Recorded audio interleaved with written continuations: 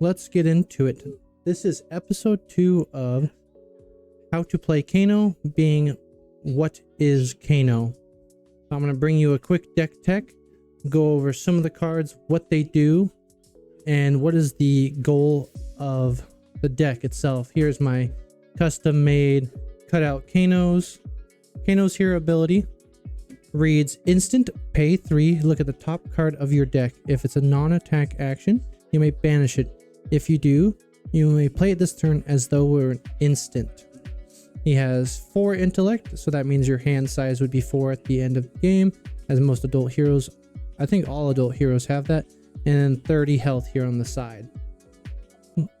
Most heroes having 40 health. He is at a slight disadvantage, though he does play the game at a different axis as he deals arcane damage, whereas most deal physical. So that's the hero ability. Reading it, you might think that, hey, I can play on my opponent's turn. You're not wrong, but the way our deck is currently functioning, we do that as towards the end of the game, where we're able to acquire all of our resources at once and do so, because you have to pay the 3 and the additional cost of the spell you're playing as well. So like Wildfire here is a 2 cost, so you'd pay 5 to play this from the top of your library. So you got to keep that in mind. And our damage is a little lackluster outside of the combo, which this deck is. Kano is a combo based deck. We want to play potions like any wizard. We want potions, and then just deal as much damage on our opponent's turn at the last second. Let's go over some of the cards that we have in the deck. We're going to go through this. If you're familiar with Yu-Gi-Oh deck text, that's the style that I'm aiming for. We'll go with our first card. The main card that makes the deck function here is Aether Wildfire. It is a 2 cost red pitch, so you only get 1 resource from it. 3 block wizard non-attack action. It deals 4 damage to target opposing hero. If Wildfire is played during your opponent's turn, until the end of turn, action card effects that deal arcane damage and deal that much arcane damage plus X, where X is the damage dealt by Aether Wildfire. So we run 3 of those, as we want to see it every single time. This reads as if Wildfire deals 4, every other card after it will deal an additional 4 damage. So that's our main combo card. We want to play that and then a bunch of cards after that. What we want to end on is Blazing Aether, which is a 0 cost red pitch, 3 block, Kano specialization, meaning only Kano can play this card. Deals X damage to target hero, where X is the amount of arcane damage you have dealt to that hero this turn. So this looks at, we play 3 of these as well. It asks the question, hey, how much damage have you dealt to this hero? Okay, cool, you've dealt that much. That's how much I'm going to deal as well. So let's say we dealt 5 damage. This comes in for 5 damage. The cool interaction between these 2 cards, though, between Wildfire and Blazing. So let's say you did Wildfire, another card that does 1 damage. So this dealt 4. The next card would come in for 5. This says, okay, you've dealt 9 damage this turn. I'm going to come in for 9. Then Wildfire says, hey, no, you get an additional 4 from me. So instead of coming in for 9, you get to come in for 13. So a nice little beginning and end. And we just want to make a sandwich with these cards. We want to start here, play a card, like let's say the next card in our list to look at, Lessons in Lava. It is a 1 cost yellow pitch, so you get 2 resources from it. 3 block, another Kano specialization. Deal 3 damage to target opposing hero.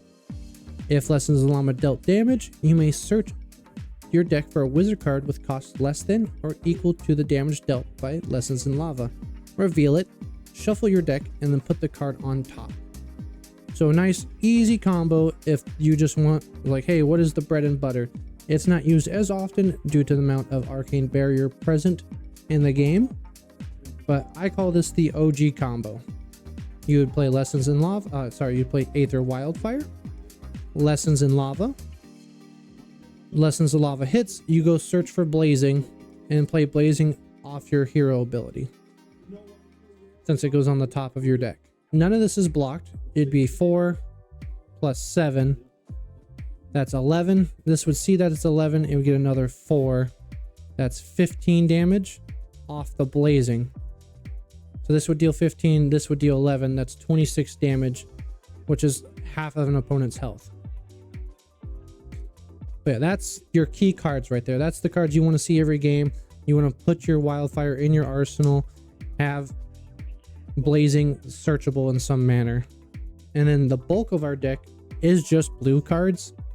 Like, we are running 33 blues. This isn't all of them, this is just a stack of them. But we'll go over those real quick and how many of each I'm running and why. So we have blue Aether Flare. It is a 1 cost, 3 pitch, so you gain 3 blue pitch, sorry, that you would gain 3 resources. It deals 1 damage to target opposing hero. The next card you play this turn with an effect that deals arcane damage. Instead, it deals that much plus X, where X is the amount Aether Flare dealt. So this is like a mini wildfire, but it does come in multiple different colors. We used to run the reds and the blues, but due to the amount of aggro decks, we had to be a little bit quicker, and the red ones weren't doing so well. I like having them in the deck when I have the opportunity, as it is just nice to present and then threaten a card off the top of my deck with Kano's activation to buff it up. It's just fun to have. You more than likely are just going to block with it or pitch it. It's okay to see in the middle of a combo, but we do prefer 0 costs cards. I am running 3 of these, as we need as many blues as possible. We prefer 0 costs, as we have to pay a premium of 3 to get off the top. Next we have Aether Arc. 0 cost blue pitch, block 3. Deal 1 arcane damage to each opposing hero. Create a ponder token for each hero dealt damage this way. We don't really play a multiplayer format in competitive. It is just a single opponent, so we would only get 1 ponder. Next blue card we have is Arcane Twinning. It is a 0 cost blue pitch, block 3. Deal 1 damage to target any target, so you can target allies. And it also has a second ability, instant discard this, Amp 1. What Amp does is the next time you would deal arcane damage this turn, instead deal that much plus 1. So as a quick example, if I were to say, hey, I'm playing Aether Arc, that's presenting 1 damage, but before you get an opportunity to prevent it, I'm going to buff it by 1 by discarding Arcane Twinning. Now this presents 2 damage. It's just good for off combo turns. You're like, okay, I have an extra blue, but I want to keep digging. So instead of going Kano off the top, I'll just buff the card that I'm playing by 1 just to chip a little bit more damage. Like, in a card that I would discard to is if like, hey, I just want to discard something, I would discard to this. So this is a common, so you can run multiple colors of this, red, yellow, or blue. For future notice, any 0 cost 1 damaging card will be referenced as a Zap. So their Zap that we have is Destructive Aether Tide. By Zap, it is an OG wizard card where it would have just this. It would only say blue, deal 1 damage to any target. That is what Zap did. But we are getting better versions of that card, but they are still being referred to as a Zap. What this Zap does is if it deals 1 damage, it can deal 1 damage to any target, and it has a surge effect. What surge reads is if this deals more than 1 damage to a hero, destroy a card in their arsenal. That is for this specific card. The easy way to remember how surge works, however much this damage says it is, its base has to deal that much plus 1. So if this was a red version, which this has only blue copies, it would have to deal more than 3 damage to get the effect. It is modal for the card, and we'll go over some cards that does have this. I love sending this just as I have nothing going on my turn, buff this with our equipment, and then discard any amp effects that I have to threaten to get a card out of their hand. Another Zap we have is just Pop the Bubble. This is supposed to be Prognosticate. I will go over both, but I just didn't have 3 copies of a foil Prognosticate. They are in the mail. But we'll go with what the card is supposed to be. So it is another Zap. Blue 0 cost, block 3. Deals 1 damage, but if it surges, you get to opt. And opt is look at the top of your deck. Look at the top card of your deck. You may put it at the bottom. So it just lets you see an extra card. Honestly, surge effect doesn't go off that often against an opponent unless they are running no protection against us or they don't really care about the effect. And Pop the Bubble reads as another Zap. Blue 0 cost, deal 1 damage, 3 block. Surge, if this deals more than 1 damage, destroy an aura permanent they control. It doesn't come up that often, and like I said, they're just supposed to be prognosticates. I'm waiting for the other 2 in the mail.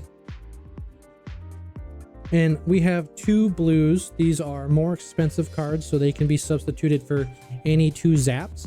But if you have the money, these are decent pickups. There will be another card that I'll recommend you spend your money on first before these, as these are completely optional.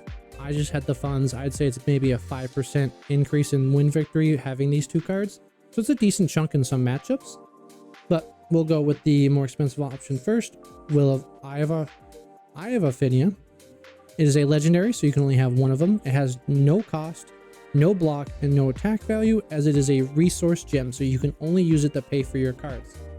But when it is pitched, which is the term we use to pay a cost, you get to opt 2. So when you use this with your Kano ability, you get to look at the top 2 cards. Well, whenever you use it, you look at the top 2 cards and decide which ones you want to keep on top. It just works really well with his hero ability, as you get to determine which card you use off the top.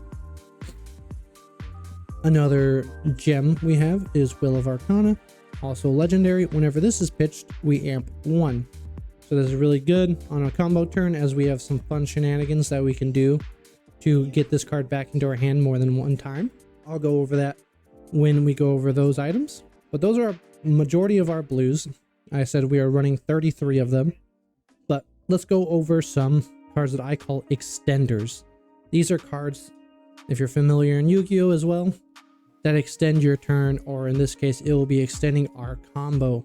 So again, we want to start with Wildfire, and then we want to play some of these cards that I'm going to show to extend our turn. Starting off, what I think is one of the hardest ones to use, but one of the most rewarding, is Kindle. It is a 0 cost red pitch instant, so it has no attack or block, and it reads amp 1. If you have no cards in hand, you get to draw a card. The hard part about this is being able to ensure that your hand is empty when you use it. Granted, we have a lot of ways to empty our hand using our hero ability or equipment. You got to get empty handed to ensure you get that extra draw, which is really big, as you can get upwards of 3 extra resources. Again, we are running 3 copies of this, as we want to see it as often as possible. It can clog our hands sometimes, but I highly recommend holding on to it as long as you can, as that amp is vital for the Wildfire. We want to get this as high as possible. So the interaction for Kindle, though, whatever card you want Kindle to buff, that is the card that has to resolve first. So like if I were to play, I could play it in any order. I could play Kindle, and then I could play a bunch of cards in order. This is how all amp works, regardless of just Kindle. But if you have an amp on the stack, you're waiting for a card. Let's say I cast like one of my Zaps. I have a Zap on the stack. I'm like, okay, well, I don't want the amp to go to that. I play another card. Amp looks for the first effect of arcane damage to resolve. The way I word that is because we have a piece of equipment that states a similar buff, but resolves in a different manner. So remember, for amp, it cares about the first card with arcane damage resolving. Keep that in mind, as I have messed up my buffs before. So Kindle is a great extender. You would love to have this in hand when you're about to combo off, as you can ensure an extra draw and extra damage to go off. Our next extender here is Open the Floodgate. It comes in all 3 colors. It is a 2 cost, 3 block, deals 1 damage in blue, surge. If it deals more than 1 damage, draw 2 cards. Like I said, it comes in yellow, so 2, you have to deal more than 2. And then red deals 3, you have to deal more than 3 to get the draw effect. For those who have been playing Kano for a while, you know that we had a different card that let us draw 2 cards. It costs 0, but that card got banned, as it let us draw 2 cards as well. This is our Tome replacement. For those who don't know what Tome is, Tome of Aether Wind. It lets you draw 2 cards, or you had the effect of basically amping one or drawing a card, and you could pick 2 modes, and you could pick the same mode twice. This is our replacement for that, and we are running 9 copies of it, as we want to extend as often as we can. And drawing cards is a premium in this game, and this is fantastic, as we want to draw as many cards as possible to deal as much damage in between Wildfire and Blazing Aether. A fun interaction with this card, it says target hero as opposed to a lot of our cards says target opponent. So in a pinch, if you know your opponent's not going to let you draw because your buff isn't high enough and they still have cards in hand to pitch for Arcane Barrier, you can target yourself with this to draw the cards. Keep in mind that will reduce the total damage going into blazing, but sometimes you just need the cards. So look at how much damage this is going to do. Are you able to live this hit to get the cards you need? If so, you can target yourself with this. If you're playing on Talishar, you have to go to the settings option and then click manual targeting. There is a downside to manual targeting, as you'll have to manual target each card you play that says target hero. Not a very big downside for the upside of being able to draw 2 cards guaranteed.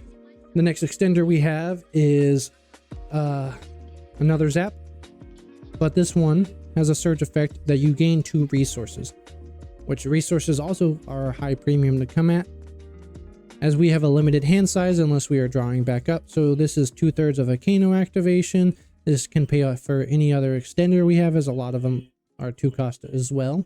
We run 9. I was only running 3 in a previous list, so I have yet to get the foils of the yellow. I do have the foils of the red.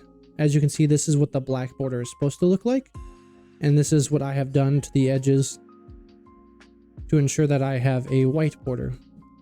And you can see what the rarity would be down there. This is a common as well. So I have some work to do to get these edges off.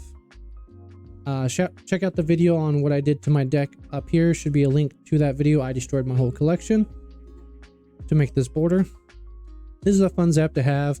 Sometimes you can get the resources off on your own turn with a red or yellow version if people really want to keep their hand and they don't really care about you having more cards because they know you do the combo on their turn. This is a good card to have. We run all 9 of them now. Another extender, one that doesn't deal any damage but is very good in the deck. It can save you a lot of times, is Gaze the Ages. It is not a Zap, but it is a 0 cost blue pitch 3 block, and it reads opt 2. If you played another wizard non-attack action card from this turn, put Gaze of Ages back into your hand after it resolves. So basically, let's say I play my Zap. I don't even have to let this resolve. If I'm able to play this as an instant, which we would have to do off our hero ability. Otherwise, you would have to wait for that to resolve. Hope you still have an action point to play Gaze the Ages. You would opt 2, and it would come back to your hand, giving you an additional 3 resources to use. And we are running 3 of these. This is a fantastic card. It's not bad to see in your combo, as like I said, you get the Kano cost back. So you get the opt 2 to guarantee what your next Kano will be, and then you can Kano with the card. So I think this next card is my favorite extender. It's coming in and out of the list depending on the meta, how much Arcane Barrier. But with this setup, it's just a 2-for-1. And you'll see why. It is a 2 cost 3 block yellow pitch. Deal 3 arcane damage to target opponent hero. If Sonic Boom dealt damage, look at the top card of your deck. If it's a wizard non-attack action card, you may banish it. If you do, you may play it as though we're an instant, which is a big deal, and it costs less resources to play, equal to the damage Sonic Boom dealt. So a fantastic thing to do is open the floodgate right after Sonic Boom, as it will reduce the cost of it, as 2 is kind of hard to cast without a lot of resources sometimes. So that you can guarantee this card is a lot cheaper to play. Sonic Boom is one of my favorite extenders to play, as like I said, it's a 2-for-1 when you can guarantee it. But more often than not, you'll hit one of your bricks, a brick being a non-action card, so being our gem or an item. Well, I guess it could be an action card, but non-wizard. So going into our non-wizard cards that we have are our potions. Our potions are huge. They are very important. That's the whole point of the deck, is playing the potions. One of the important ones here is Potion of Deja Vu. It is a blue pitch 0 cost, no block, as it's an item. Destroy Potion of Deja Vu at instant speed. Put all your cards in your pitch zone on top of your deck in any order. Opponents don't get to see the order of the cards. That's a big deal, even though if someone's played against Kano enough times, they can probably figure out what order you put them in, and you're going to Kano anyways and put them in a banish zone so they'll see what cards they were. There is a, I wouldn't say it's a big debate, but I make the decision to run only 2. As we go through enough of the deck and we only need 1 of them. I say it's a semi big deal because the creator of this list is running the full 3 as they want to see it as often as possible, which is what you want to, 3 others is what you want to do for as much as possible. But I've had enough times where I've had like 3 potions in my hand, energy potion, deja vu, and I'm being attacked and I really need to block that turn and I can't. So since we only need to see 1 of them, I think 2 is efficient. Out of most of my matches, I always see 1. So I don't see it as a big deal to play 3. I'm still running 33 blues. I'm just running 1 extra destructive Aether Tide. So that was the one that destroys the arsenal. So if you want to be true to the creator's list, you can run 3 of these. I'm not as good player as them, so I prefer to have more blocks in my deck. So I run 2 of them. This is the card I was talking about where you can guarantee your Sonic Boom into your Floodgate. As let's say you pitch Floodgate to something and it goes back on the top of your deck, you play Sonic Boom. Sonic Boom hits the top card of your deck and the top card it would be Flood. And now that comes in for free. So that's a nice thing to do, is just guarantee the top card of your deck for your hero ability or something like Sonic Boom. You can even guarantee the blues that you want to draw with your Floodgate with Potion of Deja Vu. So it is very important, and that's why it says not a bad idea to have all 3. So I like to see 2 of them. And those from Yu-Gi-Oh! Know if you only need 1 of those, but you want to see it frequently, you run 2. That's where I come from. Something though I would like to see 3 of is Energy Potion. It is a blue pitch 0 cost item, so it has no block or attack. And this one reads instant, destroy this, gain 2 resources. So similar to Overflow, we want to see it as often as possible so we can get it out early. We want resources on our combo turn, as a lot of our combos are 13 plus resources at the bare minimum. The newer addition to the deck, it has been in for a couple months now, from the Unga list, is Clarity Potion. It is another item, blue pitch 0 cost, but this one reads instant, destroy this, opt 2. So it's very nice if you're not sure what the cards are, you don't want a Deja Vu potion at the moment, or if you're pitch stacking, which is the term where in this game when you use a card as resource, it goes to the bottom of your deck. So there's a strategy with Kano. If in the longer matchups you are able to put your cards down in a specific order, this allows you to like, oh crap, I forgot where I was in my pitch stack. I know I'm towards the beginning of it. So where am I at? And you just destroy one of these, you get to look at the top 2 cards like, okay, now I have a rough idea where I was at because I've already seen 2 of these cards. That's my last one of that. That's the one I was looking for. Now I know where I'm at in my pitch stack. Otherwise, this is just a combo fixer. Like I pitch a bunch of cards and I don't want all of them on top with that Deja Vu. I can move the ones that I don't want out of the way, so that way the top deck is what I need it to be. That is it for the main board. We'll go over to the sideboard real quick. I have a lot of rune blades in my area, so I have the 3 scours to ensure that I'm able to get rid of those nasty rune chants, all the auras that they have, any tokens lingering around, which would be the rune chants. So I run all 3. The original list is only running 2. Again, your sideboard is mostly for your local area, so I run 3. You can run 2, which the list has, and you could substitute for another Zap or any other card that you would prefer. But for those who don't know what Scour does, as I didn't read it yet, is a X cost blue pitch 3 block. It says destroy X target aura tokens. So destroy aura tokens and or auras with 0 cost by target hero. Then deal arcane damage equal to the number of auras destroyed this way. So rune chants are a token that when you attack with an attack, it destroys itself and deals 1 damage to your opponent. So it's fun to get rid of those and have them take the damage instead of us. And they have a lot of auras that just gradually make rune chants that we want to get rid of. And the next couple of slots can be changed around a little bit. I run 6 1 costs, 1 for 4s as we call them, as the list runs 2 2 costs. I like the 1 cost a little bit better for my own play style. And you can pick whatever ones you want. I have Aether Quickening because these are the ones I have in foil. Aether Quickening is a 1 for 4. So 1 cost, red pitch, deal 4 damage to target hero. If it dealt more than 4 damage with your surge effect, you gain go again. That doesn't happen very often. This sideboard, the rest of the sideboard is mainly for like Prism, Enigma, those illusionists. Sometimes I will bring the 1 for 4s into some slower matchups where they have higher arcane barrier, and it's a little bit slower so I can get my potions and whatnot through. So yeah, I run 3 of these as I want to see the 1 for 4s to chip people down.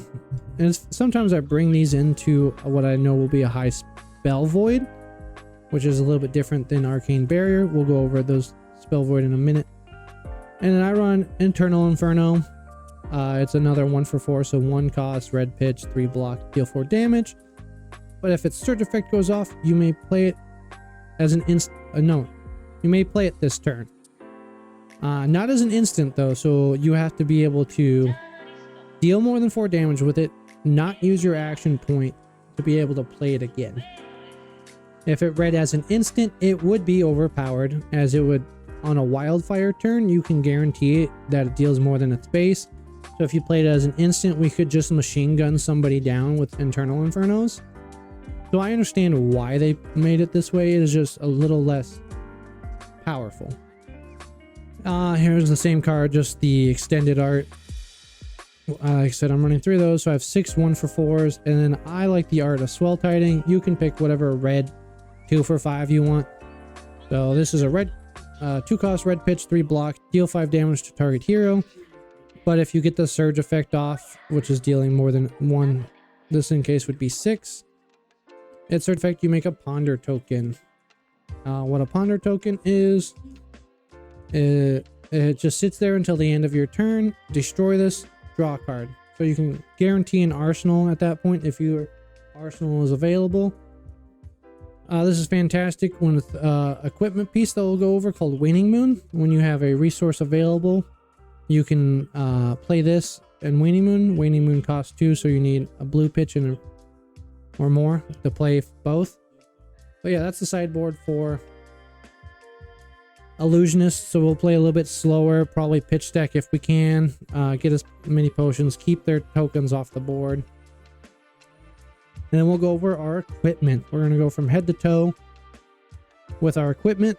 This is what is already out on the board at the start of the game. Your opponent doesn't see this till the game starts, so you get to have it face down. Starting with our only head piece equipment that I run in the deck currently is Ragamuffin's Hat. It is fantastic as it reads instant, destroy Ragamuffin's Hat, draw a card, then put a card from your hand on top or bottom of your deck. That is super powerful as you can guarantee your Kano activation, possibly draw a more higher resource card. The only downside is you can only activate this if you have 1 card in hand, which again is super easy for us with the remaining equipment and or Kano's ability to ensure that we only have 1 card in hand. Again, you could use this on, we prefer to use this on the combo turn, but sometimes you might have to sneak a little mini combo in and use this as it's super powerful. It works very well with the Potion of Deja Vu, so you can guarantee that blue. Works very good with ensuring that whatever card you want to play off Kano's ability, you can get the card from hand to do so. So yeah, we got Ragamuffin's Hat, and then we have Metacarpus Nodes. It is you'll notice that a lot of our deck equipment has no block, so you have to use most of your hand to do so. This is another powerful piece of equipment though, regardless of the block. It's an arm slot. Whenever you play a card with an effect that deals arcane damage, you may pay 1. If you do, that effect that deals arcane damage deals 1 more. As this card has that effect, you can do that for any number of cards that you play that turn. The stipulation being at the end of your turn, you must destroy Metacarpus Nodes. So keep that in mind. Again, this is, I say combo all the time. This is something we want to save for combo, specifically for Wildfire. We want Wildfire to deal as much damage as possible up front. So you'll pay into it here. If you have additional resources, you can use it on other cards. But if you have one spare resource that you have for your whole combo, use it on Metacarpus after some other equipment. We'll show the proper order here in a second. So this is good. Guaranteed it does blow up after the end though. And this is what I was talking about when I was talking about Kindle as our piece of equipment. This one is our staff, so it is our weapon. It takes up both weapon slots as it's a two-handed. Crucible of Aether. Once per turn instant, pay 1. The next card you play this turn with an effect that deals arcane damage. Instead, it deals that much plus 1. So a similar effect to Metacarpus nodes. We buff the next card. So the difference between this effect, this was printed before Amp. This cares about the next card being played, whereas Amp cares about the next card that would deal. So basically the next card that is dealing arcane damage that is resolving. They do stack, all three of these stack. Will of Arcana, Metacarpus nodes, and Crucible of Aetherweave, or any other Amp effect, all stack. But the proper order to do so, like if I were to say, hey, you have to play these cards in a specific order, we have to pay for Crucible. That's the first thing you want to do. And since we have this, we would get to Amp, but we'll go over another window for Amp. But we would get our buff by 2 here. So we have to do this one first if we want it for Wildfire, as you have to play into this before a card is played, because this is the next card you play. Next would be Wildfire. And then you can, this is where it'd see the Crucible. And then when you play a card, Metacarpus node asks, do you want to? And when Metacarpus goes off, and before Wildfire goes off, that is your last window for Kindle. Which if we go back to Kindle, this is your last opportunity, because after you've played it, your last window is, hey, do I want to play Metacarpus? If it's yes or no, you have to do it before this resolves, because once you play this, it goes to your opponent priority. Unless you're playing more cards, of course. But this is your last opportunity to cast Kindle. Because Kindle, again, amps one. But this is your last window where Amp is checking for a card to resolve. As you're like, alright, I'm trying to resolve this. Then your opponent will go into Arcane Barrier, which I've said a bunch of times. Most cards you block with the side because most people do physical damage. But Arcane Barrier says if a hero would deal arcane damage to you, you may pay 1 and instead prevent 1 arcane damage that source would deal. And then I've seen upwards of Arcane Barrier 3 on a card. You can only pay per Arcane Barrier on a card. So if you have 2 cards with Arcane Barrier, you can pay 2. Or if a card says Arcane Barrier 2, you can pay 2, but you can only pay per card. So I cannot pay to reduce Wildfire by 2 by paying 2 onto here. I have to have 2 separate cards with Arcane Barrier. But yeah, that's the order that you want to play that. And then that's our main weapon that we use 99% of the time. And against those illusionists, I would bring in Waning Moon. Waning Moon is another 2-handed staff, so it uses up both of our weapon slots. This one is a once per turn instant, pay 2. Deal 2 damage to target hero. If it's not your turn, instead deal 3 damage to them. Activate this only if you played a non-attack action this turn. So basically you would play like a Zap and then pay for this. And that'd be your turn. On a combo turn, you want to use this in response to them placing any additional tokens that would prevent damage. So you use this to blow up that item and then let your combo continue on. But again, our main weapon will be the Crucible of Aetherweave. Next, we're moving on to the next equipment slot, as that is all our weapons that we are running. We'll move on to the chest piece. We have 3 different ones. We have Spellfire Cloak. There is another chest piece that you can run over this one. We'll go over this one first and I'll talk about that one. We have Spellfire Cloak, a 0-block wizard chest piece. Instant, destroy this, gain 1 resource. You can only activate this during your opponent's turn, which we need. That's when we need the resource 99% of the time. The other equipment doesn't have Arcane Barrier, is also a 0-block. has an instant speed, destroy this, gain a resource, but the activation requirement is you have no cards in hand, which again is easy to do, but this activation is a whole lot easier as you just have to have it be your opponent's turn. So you can go either or. The other one has the flexibility of being used on your own turn. This is, you are required to use it on your opponent's turn. That one is, I forget the name of it, but it has Tunic in its name. Threadbare Tunic. I will have it on screen as well. The next chess piece we have is Springfield Tunic. This is a more expensive card. It is roughly $115 to $130, maybe $100 if you have a chipped version. This one reads, at the beginning of your turn, put an energy counter on Springfield Tunic if it has less than 3. And then it has an instant, remove 3 counters from it, gain 1 resource. This one does have a block value, but it has the keyword Blade Break. If you were to block with this at the end of the combat chain, destroy it. So you can only block with it once and then it's done. Hopefully you don't have to, as this is the chess piece we like to use in the longer matchups, because if you're going 6+ turns, you can guarantee 2 resources out of it, as this is a one and done resource. Hold off on this one if you don't have the funds. There is an equipment piece that you will have to purchase for this deck to function well. Another one is chess piece we have is Alluvian Constellus. This is only for your wizard matchups, as well, it reads, the first time you would prevent arcane damage each turn. If this has less than 4 energy counters, you may put an energy counter on it. And what you do with those is instant, remove this, 2 counters from Constellus. The next staff activation costs 3 less.